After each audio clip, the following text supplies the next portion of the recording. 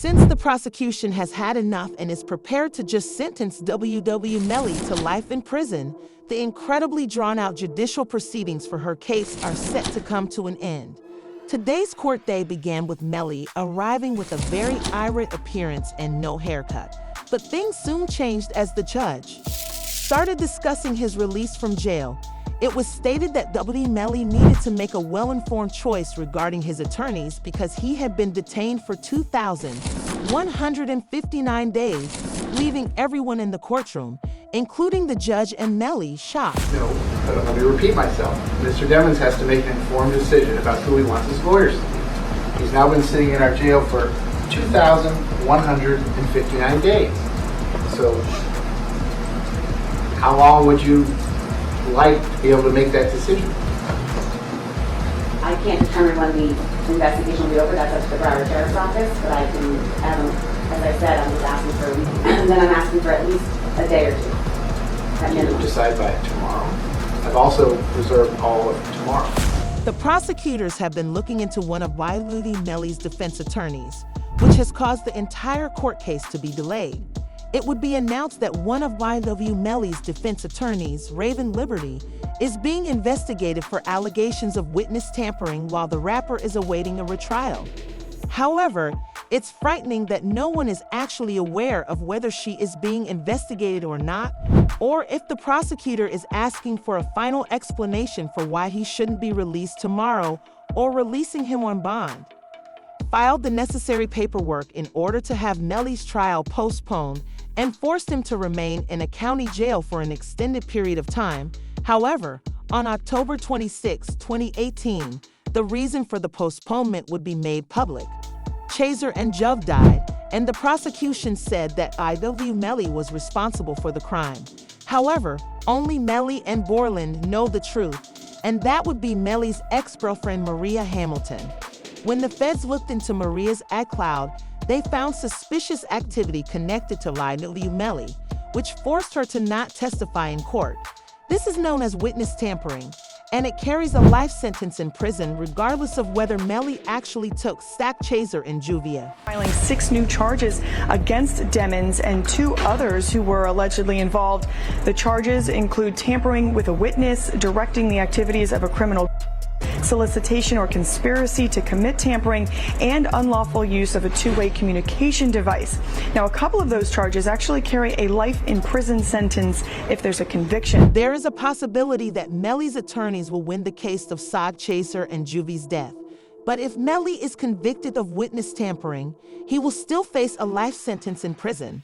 The feds started looking into Maria after residents of Melly's hometown started talking about the situation with Stack Chaser and Juvie as YNW's father conducted his own investigation after hearing rumors that Maria was involved in the crime and driving Melly away from the scene. He spoke with people from all over the town and discovered that Melly was using code words against Maria in order to force her to attend Melly's initial trial. This kind of crazy way that Melly was communicating. He wasn't allowed to use the phone, but he was passing notes to people, and then this person's calling this person and then that person. Saying like to me, they going through extreme measures, trying to cover up or convince people not to testify, like Mariah mom. They was using code words like Rihanna and A$AP Rocky's baby mom. This information being made public in court documents provides an explanation to the question of why Melly was found guilty and sentenced to life in prison for witness tampering charges alone.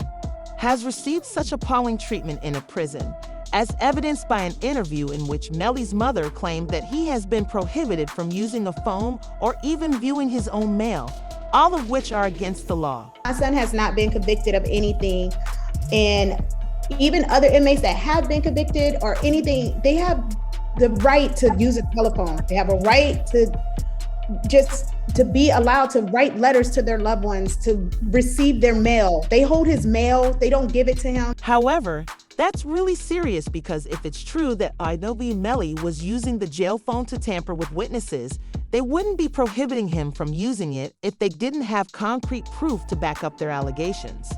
Jamie King would disclose that she is heartbroken for her son and feels powerless because he isn't even being treated like a human inside of prison. knowing that Melly may be sentenced to life in prison for witness tampering alone. You saw Melly's statement just saying how he's been hurt, how he's scared for his life. As a mother, how did that make you feel? It's heartbreaking. It made me feel completely helpless. Broward Sheriff's Office definitely needs to be investigated. I mean, they are making up their own rules. We tried to go to court about this situation. The judge really doesn't have any jurisdiction when it comes to the jail, because we actually had a hearing about the mistreatment of him, and the jail they make their own rules.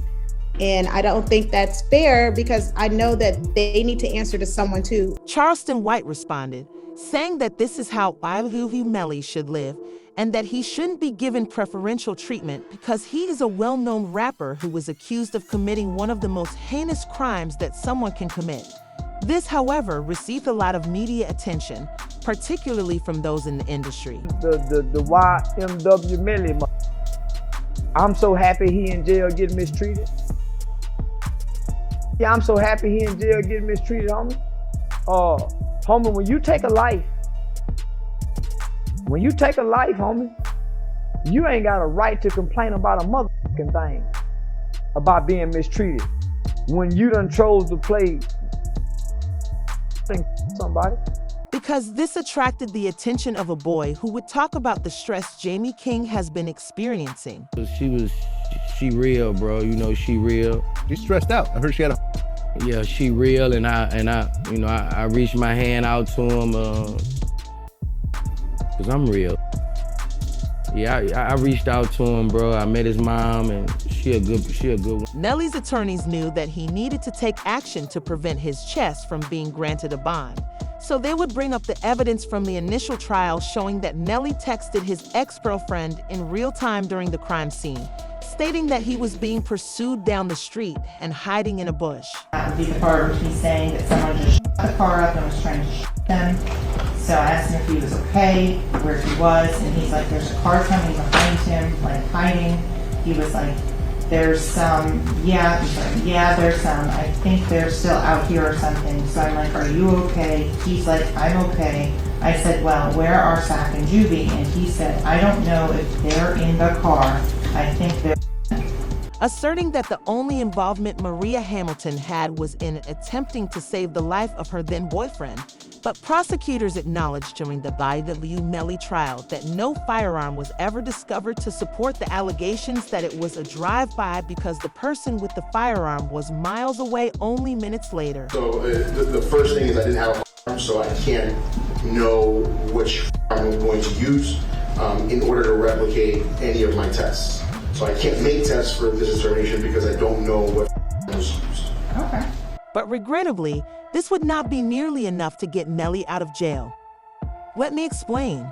The prosecutor's next revelation probably sealed the deal on YNW Melly's freedom. They discovered that Melly was very close to King Val prior to his arrest and before V. Sly died. A rogue member of the Gold Block revealed a secret that Melly shared with King Val, in which Melly asked V for advice on how to handle a situation where your two best friends, Sock, Jazer, and Juvie, are pursuing you for financial gain. Vaughn really tell you that Melly told him that he was two friends? He ain't come out and say, like, we got into an argument. And so, you know, if you know, when people could say something without saying it. And so he told me, like, once I posted what I posted, Vaughn was mad at me. Bro, why you put up there, bro? Walk the bam. I'm like, you sitting up here, like, you know the love we got. You do this for us, but you gonna trust that his two friends? And he said, them was trying to extort him. And so I'm like, if they was trying to extort him, then why are you still around them? Since YNW is a registered business LLC, Melly and Borland performed concerts, sold merchandise, did promotions, and other similar tasks for businesses in exchange for money. The money would then be transferred through the YNW Business Bank account and distributed to the 4 YNW members in an equal distribution of 25% each. Melly and Borland reportedly didn't like that Juvie and Sakar Chaser were receiving the same amount of money despite putting in no effort, so Melly didn't want. If you know anything about King Von's past and how he handled his own situations, You can probably guess what advice V would have given YNW Melly to handle it. This was the piece of evidence that the prosecutors were missing from the original trial, which was the motive. However, when you combine this with evidence that was discovered on Mel's phone, this is where things go wrong because he admitted to it in a text message sent hours after the crime. PC Gambino account asked him if he was okay, and his response was, "I did that," and placed a smiley face emoji. And the next message from 10/26/2018 at 16:02 from Eastern Standard Time. The YNW Melly account says what? After that, SHHHH. However, Melly's phone also included a saved video from someone's Facebook Live that captured Melly and Borland's response to the crime just 6 hours after it was committed, as they ended up filming a music video in a neighboring parking lot.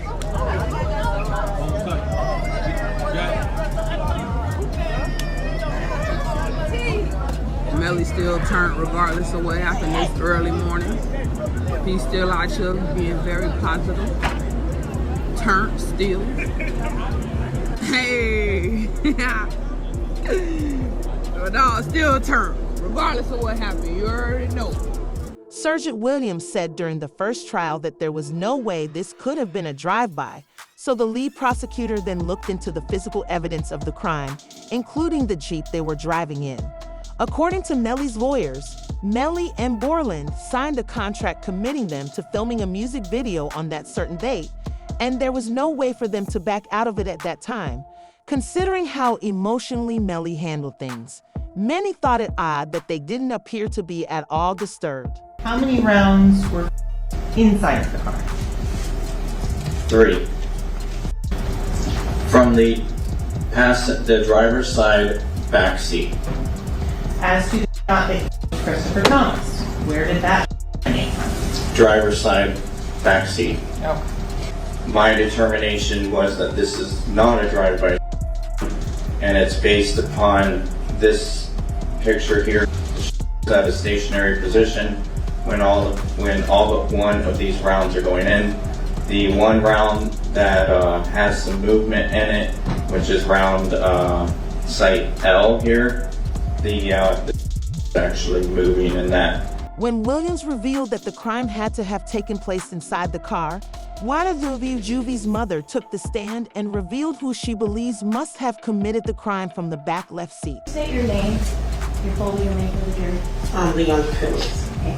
And are you related to one of the victims in this case? Yes, I am. How so? I'm his mother. And who is that? Christopher Thomas. Ms. Phillips, did you see who entered into the occupants who entered into that gray Jeep? Yes. Do you recognize where your son entered that gray Jeep? Yes. Which seat, if you can identify for the jury? He got in the back seat on the right hand side. Did you recognize the individual that got into the back seat on the left side, the rear driver's side? Yes. And who was that individual? Janelle